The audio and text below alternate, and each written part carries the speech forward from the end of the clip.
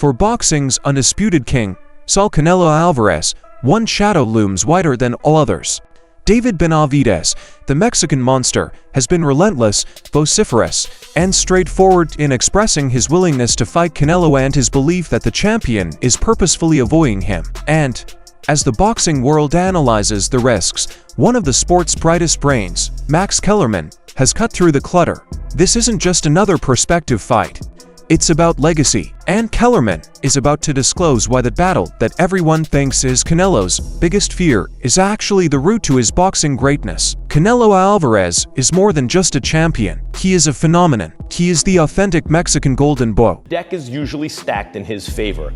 Canelo is the golden boy first, because he can fight his ever-loving ass off. When he was a teenager, he was a YouTube sensation, playing to packed houses in Mexico, there to watch him beat up grown men. Now, over a decade later, he's outboxing the rangiest and cagiest, and outfighting the roughest and toughest in the whole wide world. Canelo was the golden boy second, because as a top fighter of Mexican heritage, he has a built-in following. There is no larger nor more rabid fan base in the world. Thirdly, he's good-looking, which plays to Madison Avenue, see his Under Armour endorsement deal. And with the red hair, he's got an unusual look, an Irish-looking Mexican prize. Max Kellerman does not take the title lightly, comparing him to the original golden boy, Oscar de la Hoya. Whereas the La Hoya had to win over the die-hard Mexican fan base, Canelo was born of it. The ideal combination of smooth defensive boxing and deadly offensive force. Canelo's promoter, Golden Boy, is so named because the boss is the Golden Boy himself, Oscar de la Hoya. De la Hoya's appeal was based on his excellence, of course. He brought home the Olympic gold medal after all. But also the fact that he was good-looking and of Mexican heritage. Oscar was Mexican-American. And because of that, and because he was a pretty boy, he had some proving to do before he was accepted by the Mexican fight crowd. I mean, if you're so tough and willing to show it, which you better be in order to win over hardcore fight fans, why are your facial features still where they're supposed to be? His appeal stems from a combination of great skill, a strong connection to boxing's most devoted fan base, and a one-of-a-kind marketability that stretches well beyond the ring. His resume resembles a Hall of Fame ballot, a real murderer's row of opponents. He didn't only fight champs, he sought out nightmares. He went on Aries Landy Lara, the sickest of Cuban southpaws, in a technical puzzle with such high danger and poor return that most champions would have remained far away. In his personal quest for greatness, he took on knockout artists such as Daniel Jacobs and Sergey Kovalev. I thought he beat Trout and Jacobs close. Yes, I thought he beat Lara too. Thought if anyone deserved a decision in the Triple G rematch, it was Canelo. I ain't playing favorites. I agree he lost the first Triple G fight and got practically shut out by Floyd Mayweather the night one judge had it a draw laughably. But that's how it usually works with the network's house fighter, with the promoter's cash cow, with the A side, with the golden bluff and willing to show it, and is not apologizing for the fact that he has those kind of James Toney level skills to hit you more than you can hit him. Cat slippery, slip punches and counter guy. There have been great Mexican fighters who were also big draws, like Julio Cesar Chavez and Marco Antonio Barrera. But until now, there hasn't been a genuine Mexican golden boy, the glamour fighter with crossover appeal and the biggest boxing star. But no chapter in Canelo's career is more significant than his dramatic two-fight battle with Gennady Golovkin. For years, the public clamored for the fight, viewing Golovkin as an unstoppable Kazakh wrecking ball. When they finally met, it ended in a contentious draw, leaving a mark on the sport and casting doubt on Canelo's claim to supremacy. People thought that Triple G won the second fight as well. I think Canelo showed some improvement, but it's also possible that Triple G might have slowed down a little bit. I think so. You know, the first fight I had at 9-3 for Triple G. That's how I scored. That sounds about right. Yeah, and I gave the first 3 rounds to Canelo, and then I had it every round after for Triple G. This fight, I thought Canelo won. Close fight, and if you gave it to Triple G, I wouldn't have screamed robbery. Right. You know? I think Teddy was saying that he thought the Triple G won, but I felt like, well, it's a pretty close fight. pretty close fight, but certainly Canelo showed much improvement. He did, and he fought a better fight. While navigating these hurdles, many of his battles, particularly the first GGG encounter, were razor thin, with critics claiming he was frequently given the benefit of the doubt by the judges. Brendan Schaub, I should say this before the decision gets announced, said that if Golovkin didn't win by some ungodly, lopsided beatdown, that he could lose a decision because of corruption. He goes, because that's how boxing rolls, and there's way more money in Canelo winning. So that said, now that we know that. Tecate sponsor. That's true.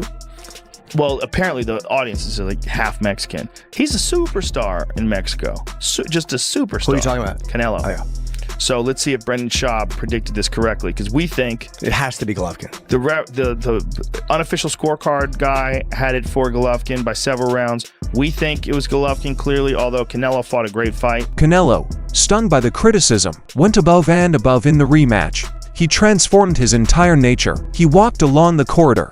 He became the hunter, pushing Golovkin backwards and won a close, painful decision that cemented his reputation as, in Kellerman's words, a complete fighter. I think it was clear. I think that the smaller guy backed up the bigger guy. See, a puncher like Golovkin, a guy who's made his living on coming forward, doesn't want to go backwards. That was Canelo's game plan from the beginning, and you have to give him credit for having the courage to stand in the lion's den to get his work off. But when he was backing him up, Andre, Triple G was using the jab all night long, and it couldn't miss Canelo's face. What about that? I'll put it like this. Most of the combinations throughout the course of the fight, Canelo led, Golovkin would tap him with a jab or maybe come back with a right hand, a left hook, and Canelo would also finish. He would lead and he would finish. So as a judge, I'm looking at that, and to me, if I didn't score round for round, I'm looking at Canelo and I'm saying that he has the momentum. He's dominating this fight. So you can have a close fight, but there could also be a guy kind of dominate. Like, man, it's subtle, but man, this guy has the momentum. Canelo had that. The debate around Canelo switched from whether he was excellent to whether he could one day overtake the legendary Julio Cesar Chavez as the best Mexican boxer of all time. Kellerman claimed that Canelo would have to do something big, such as sweep the light heavyweight class. Ever see Julio Cesar Chavez in his prime? I'm talking about the daddy. I'm talking about one of the greatest fighters ever. This guy is the closest thing I have seen to a big Julio Cesar Chavez. David, I'm not putting the Chavez thing on you. I'm just saying, you're the closest thing I've seen to a big dude. While Canelo was establishing his empire, a monster sprung up in the shadows. That monster is David Benavidez. From a young age, Benavidez carried the weight of enormous expectations, with Kellerman famously describing him as the closest thing he ever seen to Julio Cesar Chavez. Everything that's happening in my career, I'm in a great position in every single way. I wasn't going to go down to 168, but now if Canelo wants to come up, then, I got the WBC world title, 175. After I beat Bivol, I'm going to have all belts. So after that happens, now I'm the one who has the power. Now I'm the one. Canelo said he doesn't fight. He fights for greatness. He fights for titles. Well, let me go pick up all the titles. He's been preparing for this moment since he was 3 years old. Trained by his father, Jose Benavidez Sr., in a lifelong quest to achieve the peak of the sport. His childhood didn't include playgrounds. When he was a boy, he practiced discipline, countless drills, and sparred with guys. He is a fighter who hunts rather than just boxes, and he explicitly states that he invites war in the ring. His style is smothering, a relentless forward onslaught of 7, 8, or 9 punch combinations that gradually breaks an opponent's body and will. Benavidez has made it apparent that his ambition is more than merely winning titles. It is to earn immortality by becoming the best boxer of all time. He has grown from a young man with raw promise who had to overcome his own flaws outside the ring to a disciplined destroyer who maximizes every ounce of his God-given ability. Despite his power and ambition, he has faced one major impediment to becoming a mainstream sensation: getting Canelo Alvarez to the ring. And Benavidez has a chillingly direct theory for why this hasn't happened. The way I've seen him handle my presence is he's definitely scared of me. If you have a fighter talking so much trash in front of you, why don't you make an example of him to the world? Beat me in the ring and make a whole lot of money. But Canelo Alvarez, as you can see from every time he fights a guy that's big with power, like Bivol, you know what I mean? And he's not able to suppress these fighters as much as he's able to suppress the little fighters. You know what I mean? So he sees a lot of things in me that he can't stop. David Benavidez has clearly stated that Canelo is terrified of me. About just Benavidez coming in big, like some people give him the weight bully title, things like that. Did you feel like his size played a factor in, you know, the later rounds? Yeah, I'd say so. Yeah, I mean, he's just, you know, he weighs a lot. He's a big guy. He's a big frame, and at the same time, you know, he's got a lot of boxing skills to go on top of that. Speed, his explosiveness. He puts his punches together well. So, you know, he's got a lot going for him. You know, I don't want to really make any excuses. You know, he's a good fighter. That's why I wanted to fight him to begin with. You know, that's the goal, right? Like if you say you're the best, that's to seek out the best fights possible and try to make them. This isn't just trash talking. It's a belief based on his own objective assessment of Canelo's career. Benavidez cites Canelo's lopsided loss to the larger, more technically competent Dmitry Bivol as evidence, saying he believes that Canelo sees in him a dangerous combination that cannot be overcome: overwhelming speed, crushing force, and unwavering determination. He has no chance of beating me today, Benavidez has remarked, claiming that with each bout, his own confidence improves while Canelo's window to win shuts permanently. He believes that if Canelo actually had a chance to win, the bout would have occurred years ago, especially given a reputed $50 million deal that Canelo passed down. For Benavidez, it's just math. Canelo is a businessman, and he knows he cannot win this fight. I know people are down on Canelo because he lost Bivol, but Bivol was always bad for Canelo. Bivol was always the guy you put Canelo in with if you wanted to get Canelo beat. And I know Benavidez and Beterbiev, for that matter, are like these beasts, right? But man, Canelo, that's the type of fighter he is. He wants you to come to him because he's a natural counterpuncher. So I would say it's like James Toney, right? You want to beat James Toney back in the day, you go get Roy Jones, not just because he's great, but because he'll step around you, he's here, he's there, you can't find him. His feet are fast, he can get around you. But if you put Vasily Girov in with James Toney, great. Tony's just got Girov was an undefeated an Olympic gold medalist, world champion. But if you're going to just come at James Toney, he's going to counter you. And that's Canelo. Against Benavidez, against Beterbiev, I like Canelo's chances because they're going to do exactly what he wants them to do. And against a guy like Bivol, it's going to be tougher for him. What about Beterbiev? Same thing. I did Beterbiev with Canelo. Yes. Yeah, same thing with Benavidez. Beterbiev is going to go to Canelo. That's all. I feel like Canelo's a fucking pussy. That's just my opinion. Because if we ever fight, the man is making well over $100 million. You know what I mean? If, let's say, he's saying that I don't have nothing to offer, that I'm nobody, that I need more experience, this and that. If you're gonna make $100 million fighting somebody that has no experience, that he sucks, this and that, all this shit that they've been talking about me, why would you not come beat my ass and collect a big bag on my head after the fight? Like this is the same shit I'm doing with David Moreau. You know what I mean? It's the hardest fight, but fuck, I'm not scared of nobody. You know what I mean? I like I said, I embrace the challenges.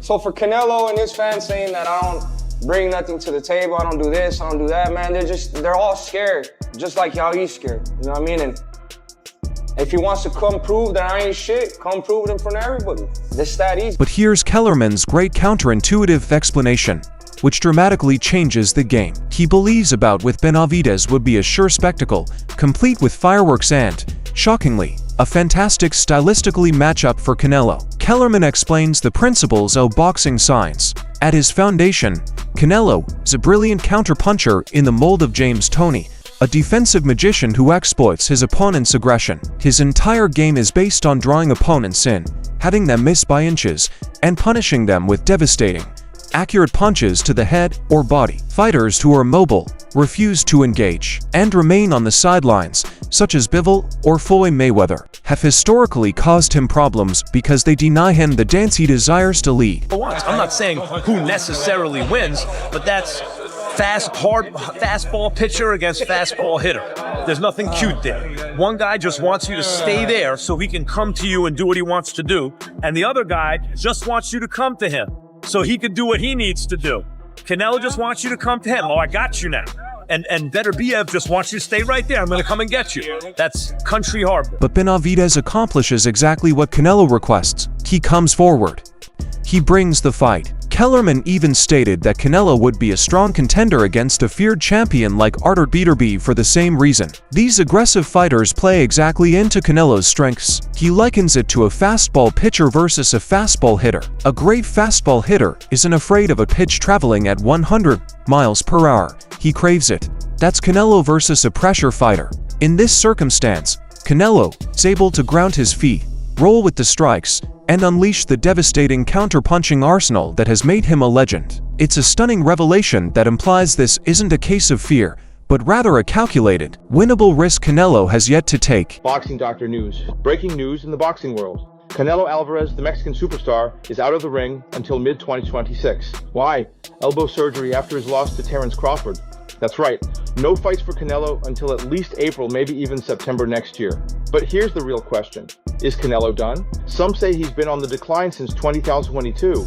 Remember those fights against Berlanga, Skull, and Munguia? Critics argue he's been avoiding top contenders like Benavidez and Morel. Now, about that Crawford fight, was it really a dismantling or just another case of Canelo's stamina giving out? The boxing world is... The recent major swings in Canelo's career have made this strategic quandary even more challenging. On September 13, 2025, his decisive loss against the great Terence Bud Crawford rocked the top rung of boxing. It was a clear defeat that resulted in the first nick in his armor in years. That loss, combined with the news that Canelo needs elbow surgery, which will keep him out until mid-2026, has created a period of unprecedented uncertainty. The king is temporarily off his throne. Or Benavidez, you said he was not scared to fight anyone in the previous interview. A lot of the rumors and talk on Twitter say that Canelo is scared, he's old, David is young and hungry. Canelo Alvarez will fight anybody. You got to pay him. Yeah. If they come up with the money, he'll fight Benavidez. He'll fight Benavidez. Just Andy, one last question. Canelo, hell of a fighter, but my personal opinion, he's ducking Benavidez. You know, that's just my personal opinion, and I'm allowed to speak my mind. That's just what it is. He's going up. He's going up to cruiser, and I'm not knocking him, but he's going up to cruiserweight. And that same guy with that, he used to be at the Mayweather boxing gym. The guys really getting the best of him in the Mayweather boxing gym. So if he's going up to quote unquote cruiserweight, I mean that's good. We got a lot. Benavidez can go and beat that same guy. He can beat that same guy at 168. So he's not doing nothing, you know, like I said before. But when you are put in a certain position, he should be he's able to like me. You know, when I was in a position, I can pick and choose who I want to, because I earned that right. But do I like this fight? Absolutely not. We want to see Benavidez. During this time, Canelo has signed a new 3-fight deal with the PBC, surprising even rival promoter Eddie Hearn, who admitted it was the wisest choice for him. This agreement paves the way for major fights with names like Jamal Charlo, Errol Spence, and, of course, David Benavidez. But while Canelo recovers, Benavidez isn't sitting still. Why was now the right time for you to move up from super middleweight to light heavy? But this is the right time to move up to super light heavyweight, because I've did everything I could do at 168. I've been there for 10 years. But the only other thing I had to achieve was, you know, fighting for the unified world titles, and Canelo Alvarez is holding all of them.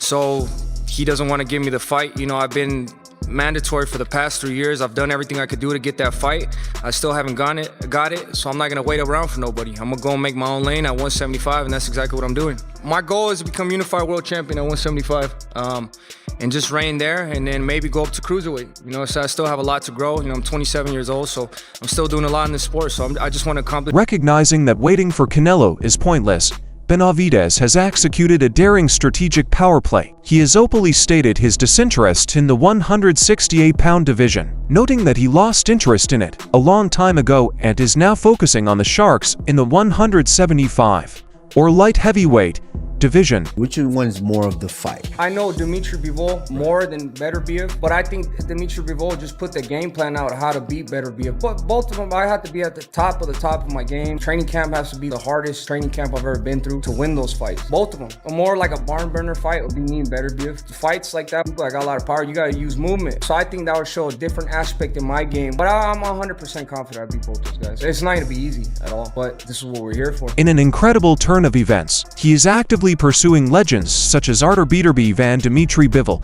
He is now on a mission to conquer the division that Canelo was told he needed to squeeze out in order to achieve all-time great status. This is more than just a professional decision. It's a checkmate tactic. Sure. Chavez is the greatest Mexican fighter of all time, and there's a lot of competition for that distinction. You know, Salvador Sanchez and so many others, Barrera, Morales, and everything. If Canelo were to clean out light heavy, for example, yeah, if he were to stay pound for pound best for 5, 6, 7 years, yeah, I don't know that looking back at Chavez, I'm not sure he was ever really the #1 best pound for pound fighter in the world. He was 1, 2, or 3 for a number of years. Benavidez completely reverses the power dynamic. He will no longer be the challenger, pleading for a battle. He will be the champion, holding all of the cards. He claims that once he controls the belts at 175, he will have the upper hand in any discussion. This decision exemplifies his warrior attitude, which prioritizes reputation and providing fans the bouts they deserve over a mere paycheck. He is establishing his own kingdom on Canelo's legacy grounds, so where does this leave us? We have a champion in Canelo, tormented by suspicions that the judges safeguarded his throne, and now on a journey back to glory after a crushing defeat. We have a monster in Benavidez, who not only reflects the spirit of a renowned Mexican warrior, but is also aggressively conquering the territory needed for Canelo to accomplish his ultimate legacy. And we have Max Kellerman's remarkable breakdown, which argues that the very style that makes Benavidez so feared is precisely the kind that Canelo is best suited to dismantling. The question is no longer if this fight will take place, but on what terms and what it will represent. Will Canelo return from his lengthy sabbatical and follow Kellerman's counsel, stepping up to prove he is still the king, or will he be forced to follow Benavidez into deeper waters, facing a freshly anointed king for ultimate supremacy and a permanent place in boxing history? The boxing world holds its breath, anticipating the unavoidable meeting that threatens to define an era. So that's it for today's video. If you loved it, remember to like, subscribe, and ring the bell symbol so you don't miss any future videos. Don't forget to add your ideas in the comments box. Stay tuned, and we'll see you in the next video.